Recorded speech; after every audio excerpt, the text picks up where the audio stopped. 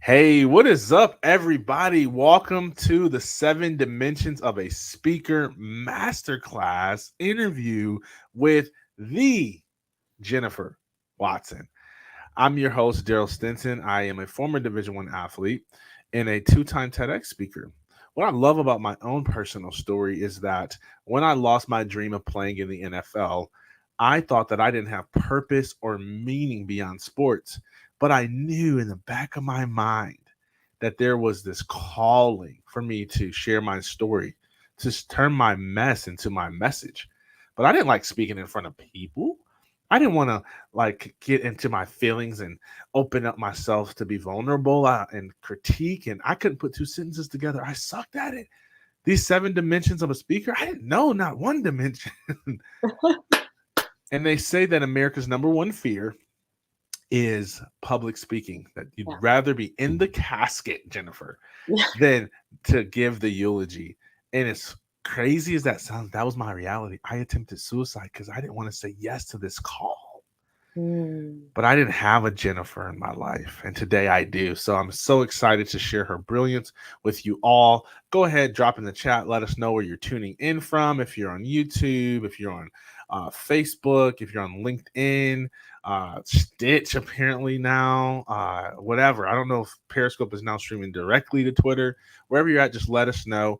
We're going to be doing we want this to be a training, but we also want it to be conversational. We want to be able to answer real-time questions. That's how we roll. So if you would just, New Jersey, Georgia, that's awesome. If you just drop in the chat, we'd love to engage with you. So Jennifer and I both share the stage for the Power of Mindset Summit with our friend, Dr. Justin Mosley, the Mindset Doctor. And liked her vibe there. We connected offline. We did some clubhouse rooms together. We had conversations, and we're just like, we got to find a way to just co-create a little bit more together. We love our energies align, our message to the world aligns. She's got a practitioner background and is very smart and knows about the body and health and wellness. And I'm fat. So on that part, that's the only thing we got to get right. But other than that, on speaking and both the art and the power of it and the potential of it, she has, we align on that value. So I definitely wanted to bring her in to share. Jennifer, let them know a little bit more about you and your journey. I know you're a TEDx speaker, leadership expert, like agent of change. I love that. I love that, by the way. That's on my resume. I love it. I love it. So let us know a little bit more about you, and let's get into this training. Absolutely. It's so interesting, Daryl, because when people ask you this question, you're like, how do I make it in 2 minutes? I've had so many amazing journeys, and God's really taken me through a lot of cool things. But the reason why I got into speaking is actually kind of similar to you, Daryl, where I was really, really scared to death to talk about my deep, dark demon, which was from a different nuance than you, but mental health. I struggled with depression, severe depression for years in the closet. And it took me to that breaking point, right? That breakthrough moment where I was like, I can't do this anymore. I'm either going to check out or I need to do something about this. And I remember God coming to me like, you need to speak this into the world. And I was like, Daryl, I was like, I'm not doing that. Yes, you are. I'm not doing that. I fought him. I fought him for a little bit of time, but he knows he's my master, my creator, and he knows me, and he knew it'd take some time. But when I spoke, Daryl, I spoke on the TEDx stage. So I went hardcore, and I'd done a lot of speaking before then, but not about this. And I'm going to be honest with you, when I did that, my ability to speak, my power to be an agent of change completely changed. And I started seeing the nuances of not only my ability to speak, but I started seeing that everybody had their own nuances, but we're struggling with this underlying, I can't speak, I'm afraid of it. But I know you agree with this, Daryl. I kind of disagree with this. I think most of us are speakers. We have to be, especially entrepreneurs and leaders. We're speaking to our team, whether it be your family or your actual business team. If you want to raise, if you want someone to invest in you authentically, we're always speaking. It's how good do you want to be at it? How do you want to influence in an authentic way that's you? It doesn't feel salesy, but we're all speaking every day. So I started delving in more, not into my own journey of how to speak on different platforms. I've been on the TEDx. Yes, I've been on Fox News. I've been on big summit stages to small to retreats. I love it all. And there is a nuance, Daryl, and that's why I'm excited to speak about this today. There's a nuance to speaking. It is unique to you, but no matter if you get that speaking gig or you get it in front of your boss for that raise, if you aren't getting how to create this rapport and influence with them, you're dead in the water. Okay. You're not going to get the raise. You're not going to get another follow-up call to do another event. So I do believe you do need 7 dimensions that I have found, not only in my own experience, but with other speakers that have had problems in some of these areas. And I actually have a whole course on it. Today, I just want to share a little bit with you guys on just skirting the surface on some of these dimensions, because you will notice a change even if you tap into any of these starting today. Love it, love it, love it, love it. Well, let's get into it a little bit, and I just wanted to make sure I say, hey, I see Melanie is on here. She says she's excited for this interview. Melanie, we're excited for you. Love your message. If you haven't already connected with Jennifer, you guys need to connect. Martine, I see you here tuning in from New Jersey. Wow. That's what I'm talking about. And some of you other guests who, I don't know if you're commenting or not. Sometimes StreamYard's weird about showing comments to the thread here, but we'll try to check the other social platforms because we can see it if you, whatever platform you're watching on. Sometimes it doesn't translate to this chat here. And I see Rodney here as well from Facebook. Hey, buddy. All right. So let's get into it. The 7 dimensions of a speaker. Tell us more. Yes, absolutely. So it's really interesting, Daryl, before we get started, I want all of you to know I made these screens really basic because I want you taking notes. I want you writing down the questions because I really favor engaging with all of you. This is not a time where I'm just splurging at you. I really want you to engage. So I left a lot of room for you to write things and a lot of opportunity to think about questions you have. So don't hesitate to do that. But my dad was a pastor, Daryl, a public speaker, and I never saw him speak. But my mom always says that I remind her a lot of him. And so I really feel into that. I tap into that. And I've seen some old videos of him and I see that he did these 7 dimensions, which was really cool. And I know you do some of them too, but we're always ready to refine a little bit more. No matter how much I've spoken, Daryl, I love to refine everything. Like I said, I'm always a student, not just a teacher. I'm always a student refining my craft, looking at videos. How can I do things differently? So yes, we're going through the 7 dimensions of speaking. So if you want to go to the next slide for me, Mr. Daryl.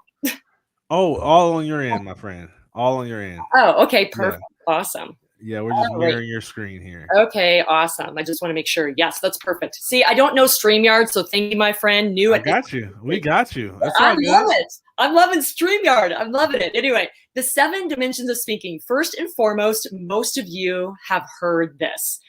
Understand that speaking must be brilliant at communication. Speakers must be brilliant at communication, always first and foremost, okay? Doesn't matter the speaking environment you're in, okay? We just mentioned whether it be talking to your boss for a raise, maybe presenting an idea at a business meeting, maybe speaking on a stage, maybe having a tough conversation, everyone, with your friends. Haven't we all had that this year, right? You have to be brilliant at communication. These 7 dimensions actually help refine that a little bit more. And we've also heard, right? 90% of communication is non-verbal, everyone. These 7 dimensions we're going through, most of them are non-verbal, okay? And when you get the power of that, it's going to be absolutely crazy where you can tap into this, okay? This is where I want you guys to get out a little sheet of paper, okay? And a pen, because you're going to be writing here, okay? The 7 dimensions of a speaker, okay? Not just a speaker, actually an excellent speaker, okay? Is posture. We're going to go through all these. Posture, tone, we're talking about voice, intention, okay? Reading the crowd, creating, okay? Adapting, and then owning. I'll let you know what owning is at the end, okay? Many times we don't realize the power of the first one. And this is actually the most important thing. And this creates a domino effect on all the other ones, everyone. Posture is key. I know I mentioned the last time I did a live or masterclass with Daryl, just by me changing my posture in a scenario that could have been, I don't want to say a hostile environment, but an uncomfortable environment, it softened everything. with my smile, with my confidence in the way I stood tall. You want to think about whatever environment you're going into to speak in. What kind of posture do you want to exude? Okay. Do you want to be inspiring and standing tall? Do you want to get intimate with your crowd by coming down to their level, maybe kneeling before them? You want to think what kind of posture you want to present, because that has a certain energy to it. Every day of the week and twice on Sunday. It always starts with how you're presenting yourself. What kind of lipstick are you wearing, girls out there? I have my red shoes on today, you guys, even though I'm sitting here on a virtual. Here we go. Here's my red shoes. Because it gives me power. It makes me feel that I'm going to create passion and inspire you guys to speak better. Okay, so you want to be thinking about your presence, what you're wearing, what kind of posture you want to exude, what kind of feel you want to give to your environment. Think about that before you even go into any situation. Again, going back to my what could have been kind of a yuck environment, I went into basically a store that required masks, and I didn't have one on, and my friend went ahead of me and was kind of cowering down, a little bit nervous about it, and I was standing really tall and smiling, confident. She said something to my friend, but nothing to me, and just said, "Hey, how can I help you?"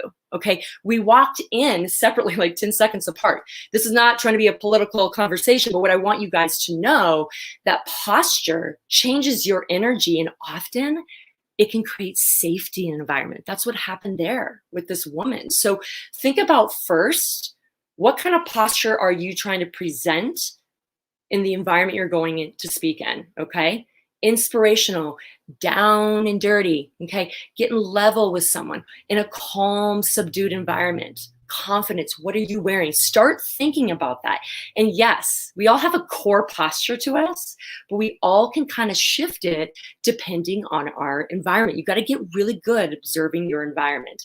And that's something we're going to get into in just a little bit later. Exceptional speakers are really good at observing their environment. The second is tone. I don't know if you guys know this, but research has shown, especially after last year, okay, we had a lot of virtual, a lot of Zooms like this, that out of everything else, over your content, over how much you had, as far as the time that you were speaking, over what you were wearing, guess what they found was the most influential? Your speaking voice, your tone. So with people that did a lot of virtual last year, I worked with them a little bit on their tone. Okay, what do I mean by tone? What kind of voice do you want to present in your speaking environment? Now, I know I've talked to Daryl a little bit about this, but diaphragmatic tone is really necessary, because it really, for one, grounds you into your speaking moment and allows you to get really clear in looking at the environment we mentioned. But it also allows you to have power in different elevations and lower frequencies of your voice when you diaphragmatically use your voice. A lot of us are up here when we get excited. You guys, you can still get excited and use your lower diaphragm voice. There's a lot of more specificity we go into in my course, but understand, when you think of speaking, just speaking intentionally through your diaphragm is going to ground you to be able to control the up and down, no matter what you want to do with the environment. Some of my talks, everyone, I do want to inspire, but then I want to bring them back down to a level surface. So I might get really high, okay, still diaphragmatic tone, but then I come back down to a calmer tone when they're about to leave the speech, okay, because I want to have them in a grounded state. So again, tone needs to definitely come from your diaphragm, and we can go through questions on that in a little bit. But even if you go high or low, decide why you want to go high and low. Okay, high is often inspirational, right?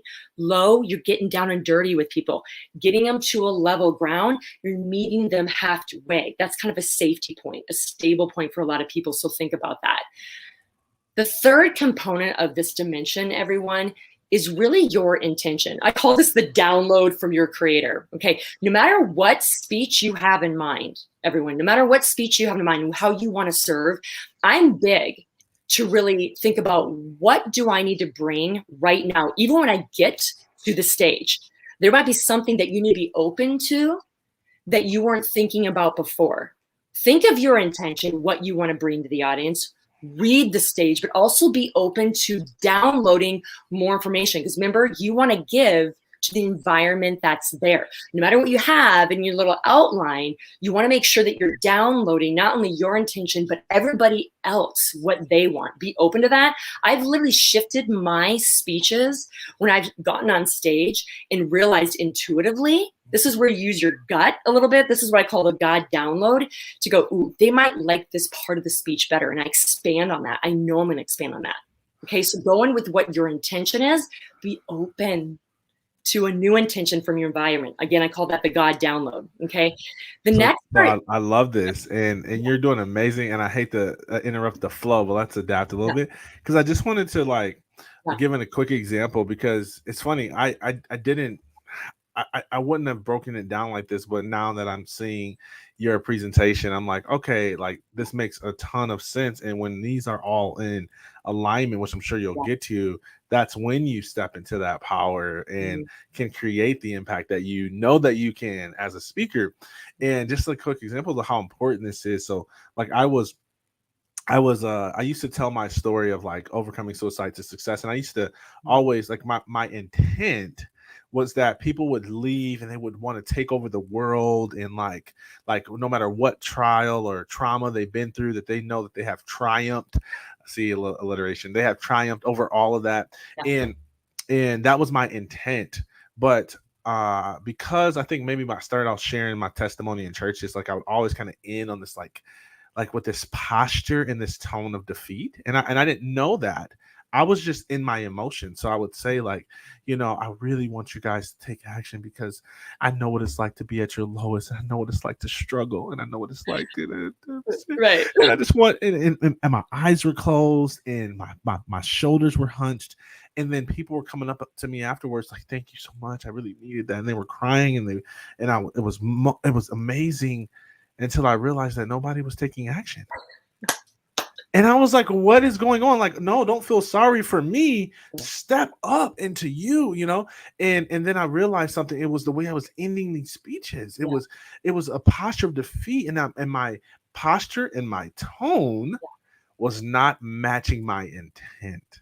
Exactly. I mean, and so I just wanted to affirm everything you're saying with that story, that it's so important. And by the way, when I made the shift and I started to share the end, and I, instead of this and this, and I want you to do this, I just said, and you can do it too. You can turn your mess into a message. You see the difference in the energy? I'm giving it to you. And now they're like, well, take over the world.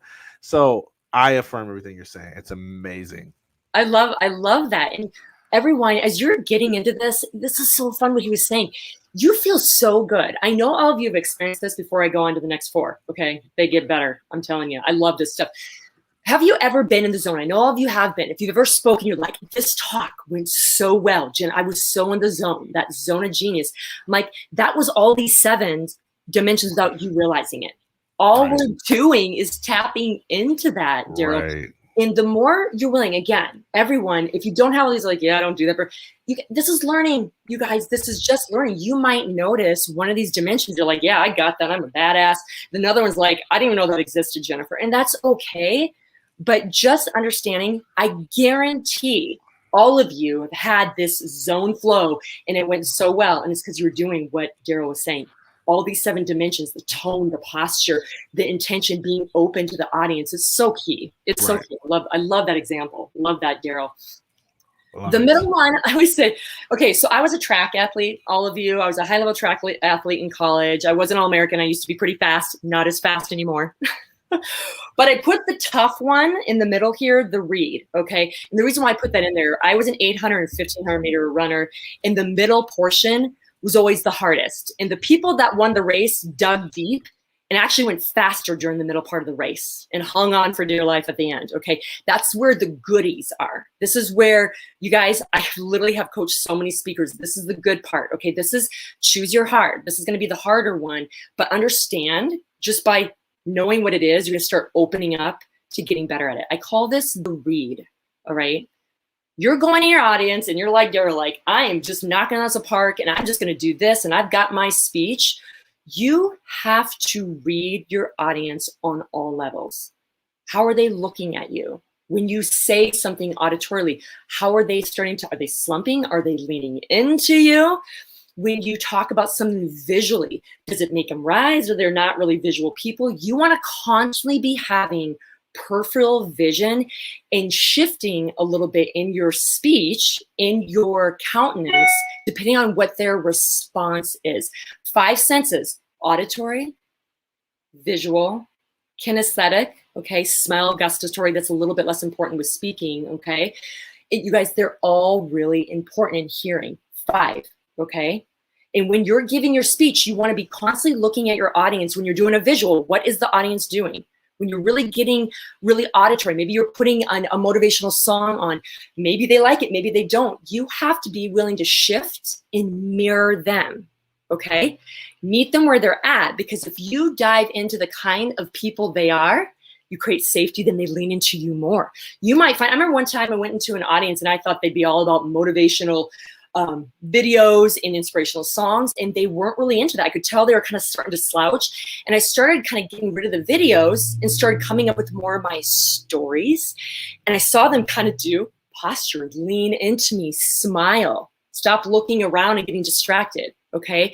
You have to be willing to be looking at your audience as you're going through talking to them. And again, this goes with your boss.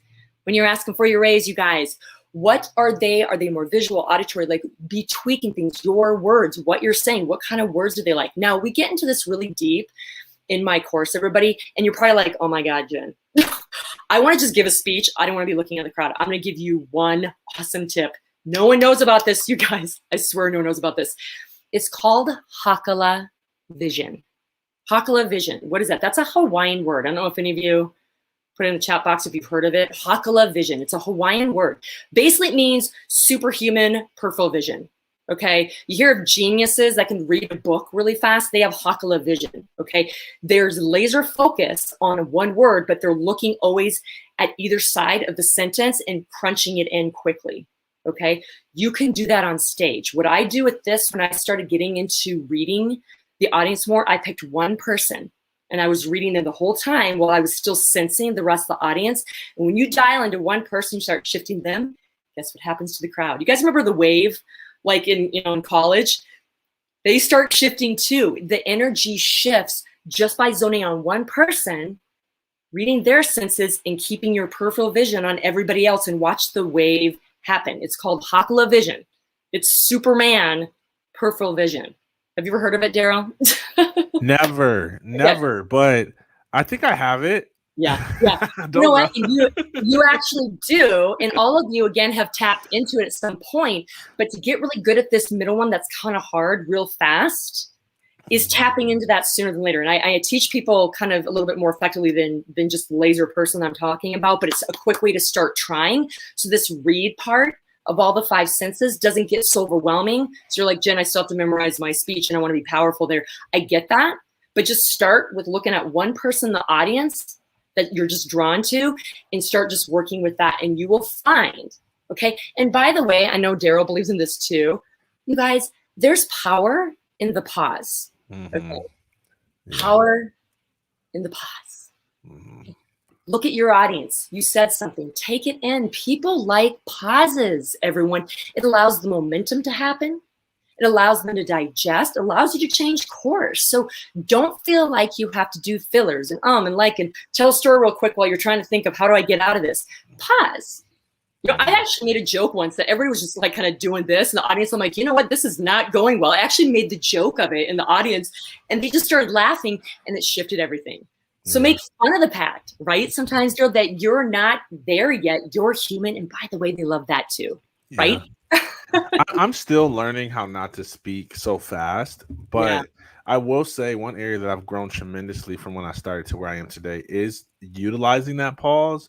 Yeah. And especially in the areas of where I would lose my train of thought, I would get so nervous. Yeah. And I know that people don't know the speech I was planning to give, but I would feel like they knew. And because of that, I would pause. Yeah. Well, excuse me, I would keep running on trying to like make up something to fill the silence. I didn't want them to know, like, I forgot where I was going with all of this. Yeah. When I started pausing instead of just like continuing to like go, it made a much better presentation, and it created a better experience for the audience, because now it gave me time to collect my thoughts, and it gave them time to digest what I've given them. Yeah. And I think when you're starting out, or even if you've been doing it for a while, but you still have that insecurity about the content that you have, then a lot of times we try to feel the time instead of feel the heart. Yeah. And you can't be present, and you can't read the room correctly like you're describing when you're just full of self and you're not really being aware and utilizing the superpower. I was going to say the name, but I was going to butcher it. Hakala. It's the Hakala. You're going to say it all the time now on social media. Hakala. So, yeah, I love it. I love it. Continue. I love it. I love it. This is great, everyone. I love what Daryl's saying. And remember, all of you, it's just a nuance and dance. And this is the fifth one where you're creating now. You're kind of getting a feel of your audience. And now you're just co-creating. Yeah. You're actually playing. You guys, you really, and I literally get goosebumps when I say this. I get emotional too. Okay. Because now it's just fun. You're realizing all you're doing is taking your message, massive value to the crowds, a person, it doesn't matter. And you're just starting to co-create because you're getting them, and you're getting this rapport, and you're getting this sensory acuity. And it's just, again, this is where that flow state starts happening. This is where you get to start playing a little bit. Yeah. One time, I like I said, when I did the reading, right? I'm like, I can tell they're really feelers, like they're very visual people. And I started saying all these different stories, and they just started changing. Another talk, I could tell they were really auditory, and I started giving them music intermittently throughout my speech. And I always had it kind of all in the background just in case. Right. And the beauty of it is, you guys, even in your words, and I'm getting a little deep here. This goes into my course. I talk a lot about linguistics. In wording, in specific words can bring out different behaviors and different emotions in people. So if you find that someone's auditory, I'll say in my beautiful audience, does that ring a bell? Okay. If my audience is more visual, like, can you see yourself stepping into this moment?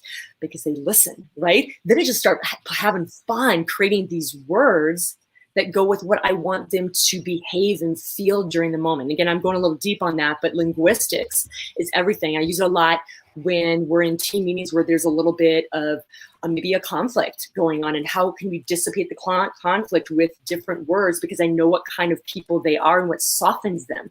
You guys, I swear to you, when I started speaking better, my sales conversion like just catapulted. And I'm not kidding you, because I was creating rapport in this speaking realm I'm talking about and creating with them.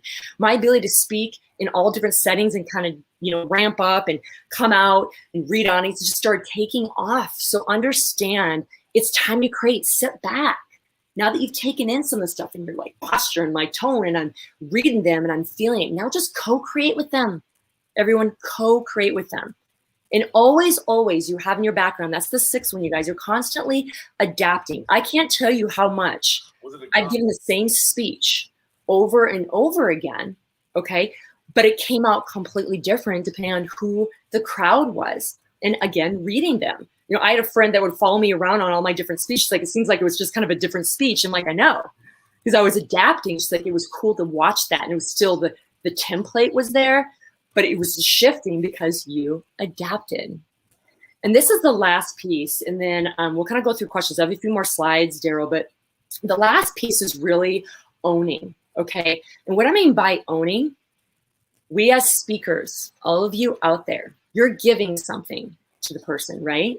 You're giving something to them, but you're receiving something too, right?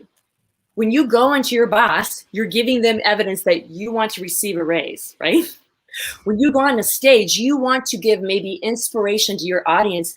What you're receiving is, what are they giving back to you as far as what their needs are? You become a better giver. You guys know that you're receiving as much as you're giving. Remember, and I've said this before, I'm a neuroscience geek, but receiving and giving, if you look at the frequency, the vibration, okay, the hertz, they're on the same frequency. There's a reason for that. There's no other human emotion that we can experience at the same time. Like, we either love or we hate. We either have joy or sadness, okay? Frequency, giving and receiving are on the same level. And in speaking, you have to remember that, you guys. own what you're receiving too. Be open to that, because you're receiving as much as your audience is receiving. It's actually going to make you even more of a profound speaker. Okay. Does that make sense to everybody? It makes sense. And I just got to chime in too, because there's this tension, and we probably got to do a whole nother like class on this. This would be a great panel discussion, but on like healing and the level of healed that you need to be in order to speak. And some people say, speak from your scars, not your wounds. And I get it, like from a simplicity, speaking to the masses. But my take on it is, it's like, sometimes your healing comes from speaking. Yes. Right. And being open to receiving that. There's things that I've said as an adaptation, as you were like mentioning, reading the audience, being able to feed off them, same presentation, but different presentation, same content, but different delivery, depending on the audience and what they need and what those God downloads are or whatever. And there's times where I've said something on accident, like just because it fits in the time. And I was like, I went home and I sat with that. And I was like, I needed to hear that. Like I needed that more than maybe they needed it. That's what I'm saying with the own. Yes. That's the part. You guys, again, I see speakers, gosh, and I get these dimensions. You guys, the Hakala vision, the posturing, what he just said. I've been on stage where I had a healing moment too, Daryl. You have to be willing. You are humbly, every time. And, we talked about what we do prior to our speaking. And by the way, I have a ritual I do. I don't care if I'm speaking to 2 people or 2,000. And one of the things I say other than that, I want to provide massive value. Right. But God, help me. If there's something I need to learn and grow and heal, please reveal that to me. That's my owning. You guys, you're doing it too. Remember, you're always a student. Always a student. I love it. I love it. And I have a little acronym here, Daryl, for my PowerPoint. So what I say the speaker is, okay, what a speaker is, what it stands for: set powerful experience and keep exceptional response. You're setting a powerful experience no matter where it's at and keep an exceptional response. That's being an agent of change, you guys. Because every time you're speaking, that's what you're trying to do. Shift, whether it's you change, they change, you change together. That powerful experience and keep exceptional response. And I say this too, the difference truly, and I want everyone to get this, write this down, the difference between a good and the epic speaker, the exceptional speaker. Yes, the 7 dimensions. A good speaker, yes, is good at communication, but the epic speaker gets the last part, owning, giving, receiving. The epic speaker is exceptional at Hakala vision. You guys, exceptional. And the epic speaker actually understands grace and fortitude. You guys, when you get on stage, you know how much freaking courage that takes? You may not get received well. You're literally standing up there alone, like the man or woman in the arena. And you have no idea how it's going to go. Again, whether you're going to your boss for a raise or you're just doing an inspirational speech, you need to have grace on yourself, whether it goes well or you want to learn from it, learning moments, and have the fortitude to do it again. And my speakers, this is why I love my speakers, Daryl, because they have so much grace and fortitude. They know how to be the freaking man or woman in the arena. Like, find their people. I got you. And keep trying, because I respect those speakers that are continuing to refine their craft and influence, being agents of change. When you're willing to do that, that's where the epic speaker comes alive. Continue to grow and adapt. I think Will Smith said once, practice is basically screwing up just controlled. Mistakes controlled. And I think that's so true. Practice is just mistakes controlled. And it is. We're learning all the time. We're adapting. Just be that man and woman in the arena, you guys. Have that grace and fortitude. Be willing to look at this Hakala vision. Use these 7 dimensions. Understand what Daryl just said. It's so powerful, Daryl. You can receive too. Own it, you guys. And that is truly what an epic speaker is. Wow. Yeah. Hakala. Yeah. That's going to be your new favorite word. I'm sorry, Daryl. I know it is. So from my 7 dimensions speaking course that I do a lot, Daryl, we work on this a lot, and it's part of the linguistic processing that you're doing to shift influence in a really authentic way, that you're meeting a person where they're at, but you're shifting the story. And it's really about reading all the 5 senses and using words accordingly Right. to move them. And it's a neuro-linguistic processing technique that I use often with people, but it's great. I love it. So yeah, Hakala, baby. Hakala. And can I also say, man, Jennifer came through in the clutch. If you guys follow me on social, I did a Instagram poll, a Q&A type of thing where I asked my following for tips on vocal recovery. And because I had lost my voice and I had some speaking engagements come up and I was freaking out, like, this is not good. I'll be up there. Like, I depend so much on this instrument. And so I got some good responses and stuff like that, but it's pretty much the same thing, warm water and honey. And anyways, Jennifer gave me a master class on vocal recovery. And which you should definitely add that to your course if you haven't already. But it's so great. It was great tips, and I implemented it. My voice recovered, and I was back on the scene. So you saved me, my friend. I want to say thank you. Absolutely, guys. And go ahead. Yeah, we have that in the course I teach too, is because a lot of speakers do lose their voice. And isn't it interesting? One of the tips I gave you was about diaphragmatic speaking, and it's interesting that your diaphragm is also where one of your major chakras is at, and it's about giving your truth to the world. So isn't that interesting? And this is all about fear. A lot of that fear comes up here. So when we take it down, isn't it interesting? That is very interesting. I always get very spiritual, emotional, physical, you guys. A lot of my courses, we look at the neuroscience and the spiritual principles because they're both playing. I'm so glad that worked. But that is a big thing for tone, is not just diaphragmatic breathing, diaphragmatic speaking. And you can go high and low. Yeah. Diaphragmatic. Yep, absolutely. That's crazy. That's crazy. I was doing some work with Roger Love, and he was coaching me up on that. Yeah. And it was so challenging for me, and it still is. Like to breathe, to speak, like because I'm trying to like correct myself while I'm doing it, but breathing in your nose, out your mouth, being able to speak and have your words travel on that air that as your stomach is decompressing is like what you're talking about, speaking from your diaphragm.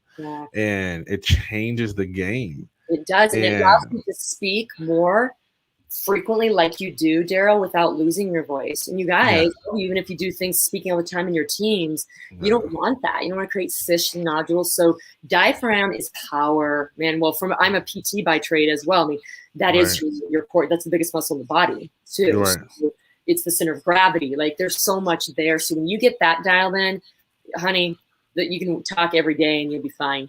Yeah. So I told Roger, and you had the same responses. I was like, man, I feel like my voice gets so sore all the time. He's like, well, because you keep hitting the same note on your instruments. Like you have this keyboard and you keep pressing D minor, D minor, D minor, D minor, D minor. And I'm like, I've got range, He's like, yeah, but you're not using it. So he made me in front of like a couple hundred people, like repeat after him. So I had to go in my nose, and then I can't make the shoulders go up, so shoulders have to stay here. Expand like there's a balloon in your belly, and then as you breathe out, that is when you are saying your words. And I had to go up and down and all this stuff, and it was like really challenging, but I realized, man, all of this is capable from my voice, and I felt amazing afterwards. So I want to get to some Q&A. So go ahead and drop your questions in the chat. And then Jennifer, feel free to let people know how they can connect with you throughout and all that stuff. So Rex said, I missed the beginning. What is Hakala vision? We're not answering that. You got to go back and watch the replay. No, I'm just kidding. Daryl is cutthroat today. Yeah. I'm cutthroat. I'm traveling, so maybe I'm a little shorter. So all right. So just shortly re-explain that a little bit, and how can people use Hakala? Yes, Rex, great question, and it's something that speakers don't use enough of, and that's why we want to give you some golden nuggets today that'll just make you exceptional. Hakala is really Superman peripheral vision. Okay, Hakala allows you to sense your environment that you're speaking on all the 5 senses without getting confused and still dialed into your powerful speech. So what I said, an example of Hakala vision when you're on stage, is picking someone in the audience that you're drawn to, okay? And as you're doing your speech, whatever you're talking about, watch them. okay, on all 5 senses. Okay, remember your hearing, your vision, your smell, your taste, and your touch. You're watching how they're moving and you're shifting your speech accordingly while you're getting a sense of the rest of the environment. What happens, Rex, when you're dialed into them and you're feeding into this person the way that they like to expand? You can see the way they posture themselves, the way they really are starting to smile and lean into you. It creates this wave throughout the entire stage. You guys, it's amazing. And I said to Daryl earlier and to all of you, it's like seeing the wave back in college, right? You start honing in and creating an energy shift in a beautiful way on one person, it starts feeding across the entire audience. So you're watching for that while you're zoned in on one person. You can use Hakala in a variety of settings. I also said a lot of people that are really fast readers are also using Hakala vision. They're focusing on one word, but crunching in the sentence on either side can read very, very quickly. It has a little bit different nuance than speaking, but you can do things very productively. All my entrepreneurs and leaders out there, when you're using Hakala vision for your team meetings, I mean, it's profound, but that's basically what the Hakala vision is. It is a Hawaiian word, and a lot of neurolinguistic patterning specialists use Hakala vision all the time to create safety in an environment and optimize behaviors an environment as well that leans into where they want that audience to go. I hope that answers your question, Rex.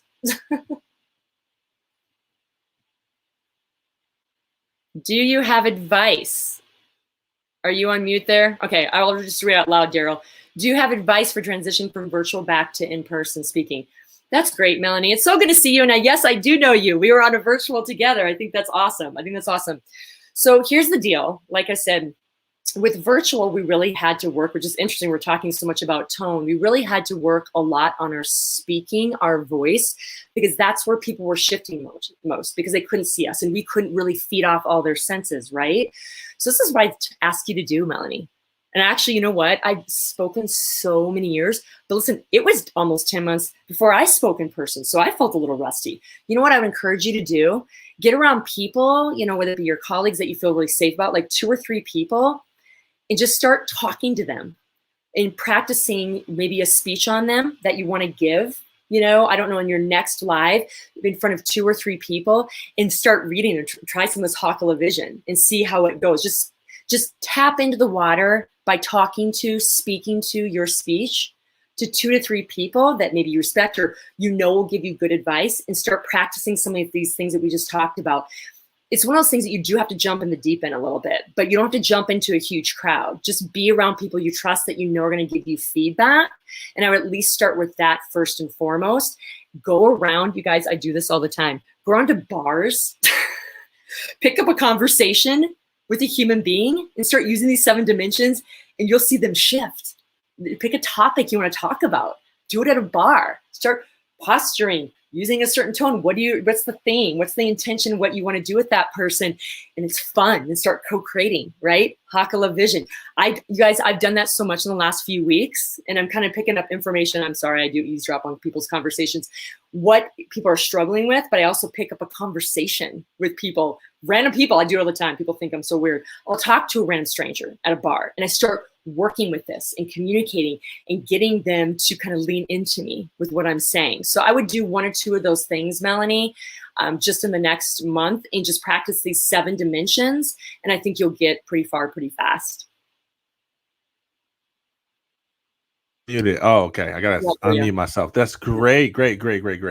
And I love that too. Just to add in a couple of thoughts too, about transitioning from virtual back to in person. The language implies that virtual is kind of ending and in person is making a return. Right. The industry indicates that virtual has rose and will rise. Yeah. And so will in person. Right. In the hybrid, they say it will be the trend for 2022. Yeah. And so, and also this year as well, as people figure out that model, because one thing that event planners learned in the pandemic was that there's a profitable way and you can create a meaningful, engaging experience virtually that we didn't think you could do. We didn't think we can recreate it, but when we had to, when we were forced to, listen to this, when we were forced to, Then we came up with the idea. And so they say, what is it? Lack sometimes is the birthplace of creativity and innovation.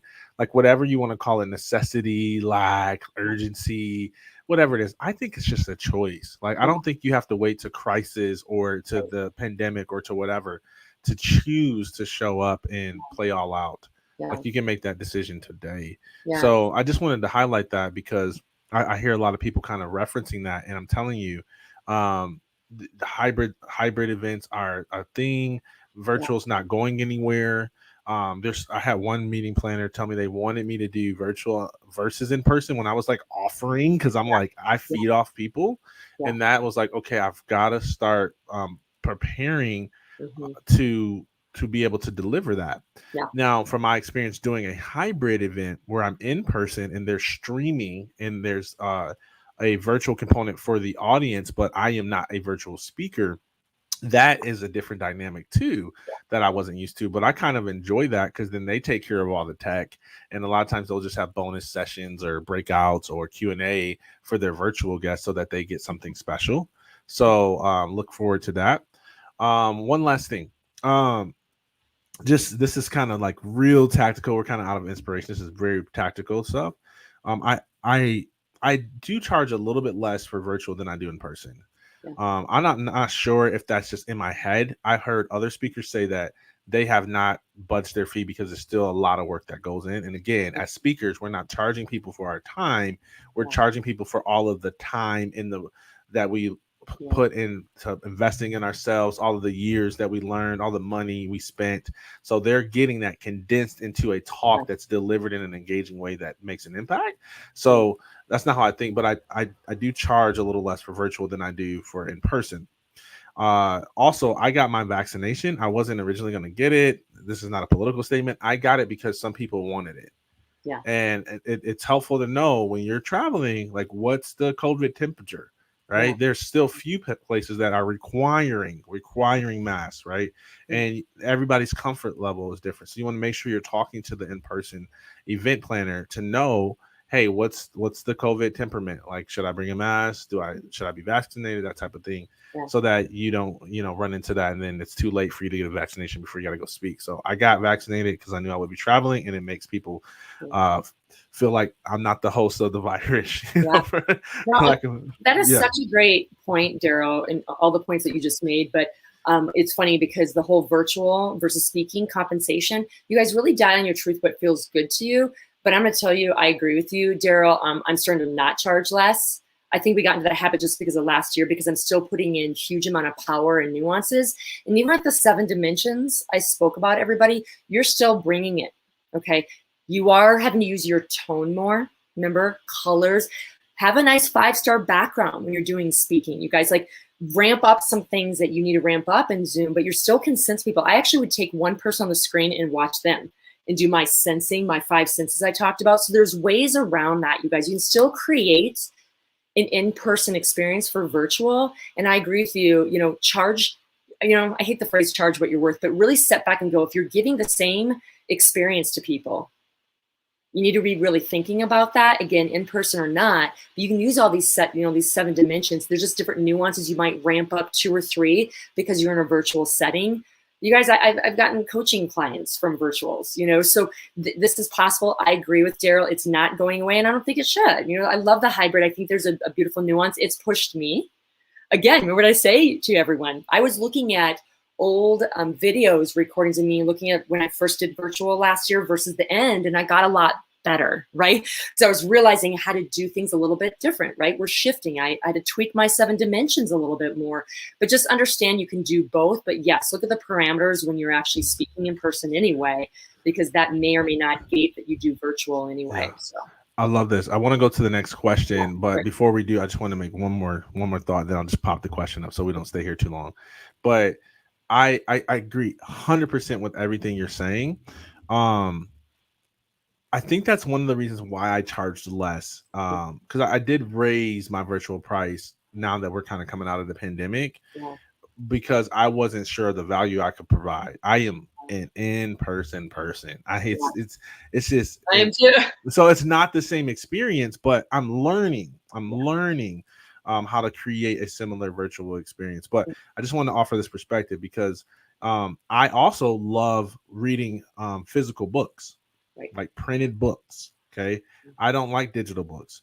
I have Audible, I'll listen to it, but I don't retain as well until I read it. I'm a visual, I need to see those words and they soak into me. And I have what do you call it? Photographic memory. So it helps me. But can I tell you something? If I was running a bookstore, I would have to have digital versions. Of course. Right. Right. As a writer, I'm getting ready to release my audiobook. I already released the digital version. I couldn't just have it because I liked it. So as a speaker, the industry is going to require you to learn and master virtual as well as in person.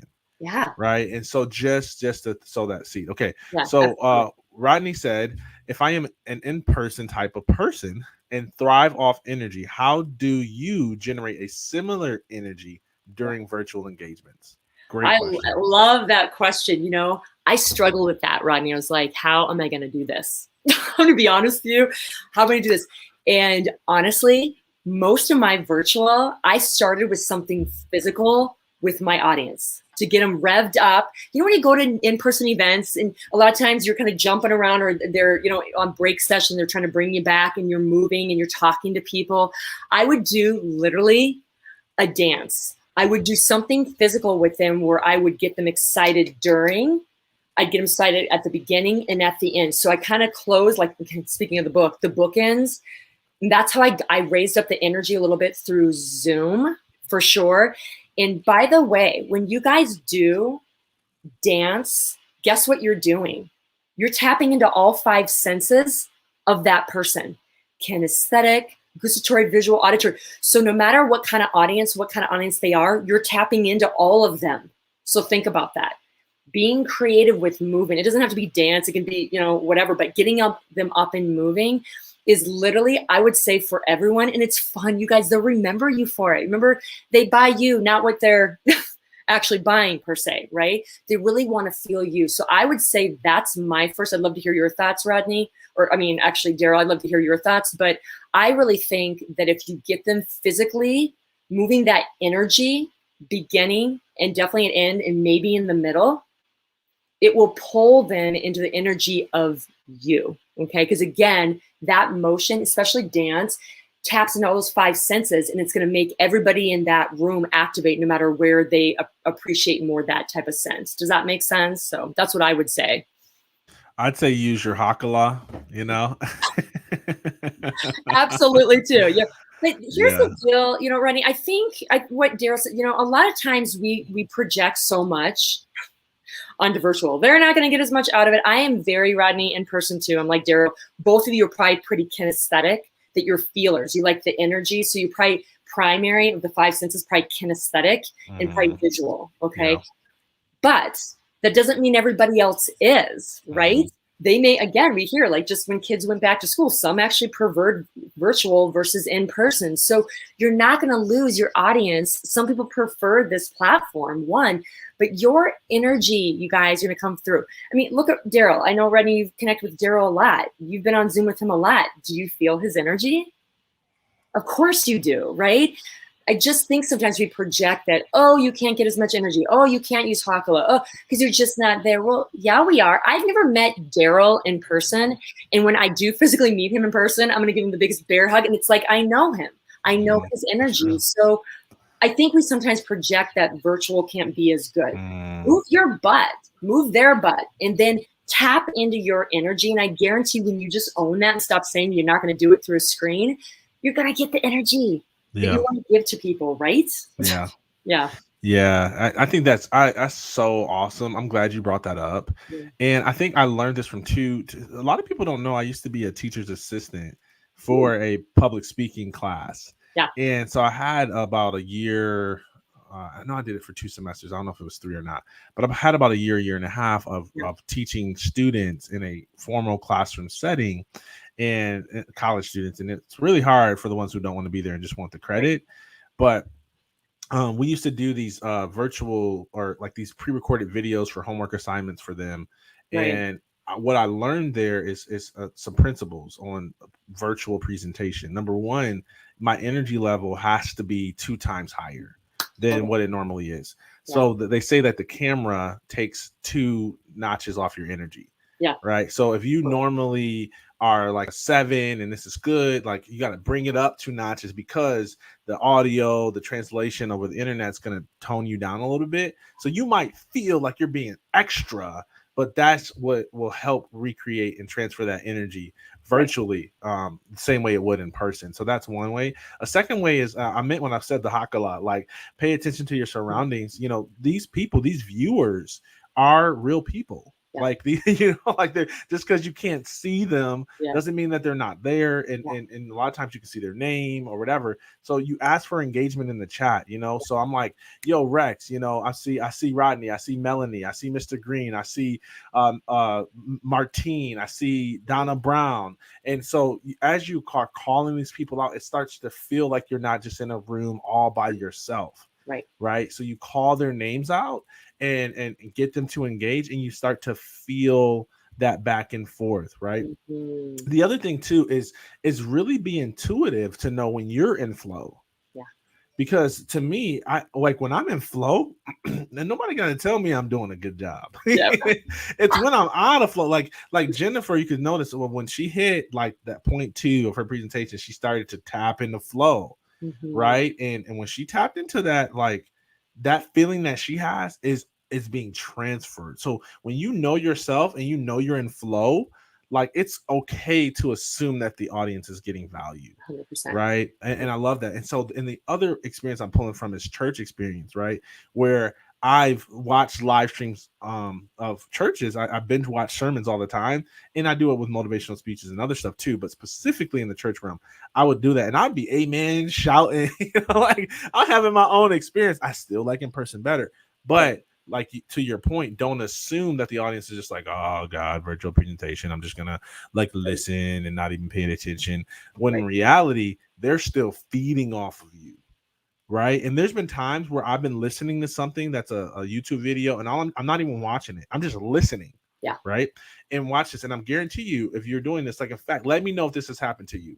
Right. You're not even watching, you're listening to it. Yes. And you hear something that you're like, ooh, that was good. That resonates. And what happens? You tune in. You put it, I got to find a way to prop up the phone now because something good is happening. And when I noticed that was the experience I was having as a user, as a consumer, when I'm in the position to contribute and I'm the speaker, I recognize that people are having that same experience. So you just got to know that. Okay. Yeah. So that's I love that. And question. Also speaking on the chat, when people are starting to engage, that's another way, everyone, that you can use the sensing. You can just tell by what they're saying, where do you need to feed into next, right? Remember, pause, there's power in the pause, read the chat box and you can deviate accordingly. And I agree with Daryl. It may be 5 people you connect with, maybe 500, 500,000, doesn't matter. You're still making change with someone. Someone's going to feel your energy. There's over 7.5 billion people in the world. Not everybody's going to resonate with you, but the ones that need to that day, and feel your energy, that's actually all that matters, everybody. Right. Don't be too connected to, quote, the outcome of the people that are all picking up what you're putting down. There'll be someone. There'll probably be a lot, but there'll be someone. Yeah. I will say your audio and your video matter, right? Mm-hmm. So you don't have to have the fanciest of setups, but to have a microphone that allows people to hear your range and the different things, and you can kind of play around with where you're at in position to the microphone. So I used to be like this, and I hate when I do this. That is the type of thing that it helps you transfer that energy. It creates a better experience. So this microphone I'm using is a Yeti microphone. My office one is a more expensive one, but this is like $100, right? My camera, this is just my webcam right now. When I do virtual presentations for organizations, I use my DSLR. But you can do it with the camera. I will say, I think the webcam is going to last for about maybe another year. And I think that when you want to command a higher fee, it's going to be kind of standard that you have a DSLR presentation.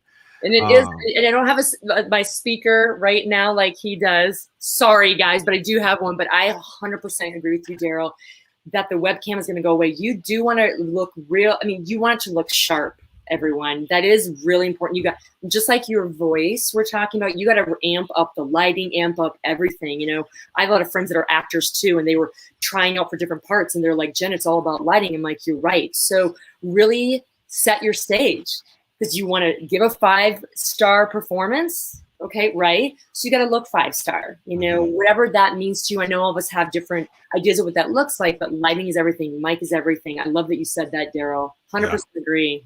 Absolutely. Absolutely. Cool deal. So go back to that screen where we can see all of them again. Yep.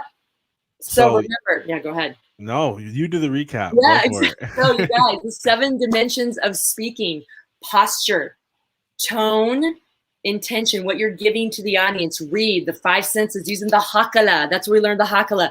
Create, you're co-creating now. You're playing with the people because you're in your zone. You're adapting, you're shifting, you're always owning and getting something out of it too.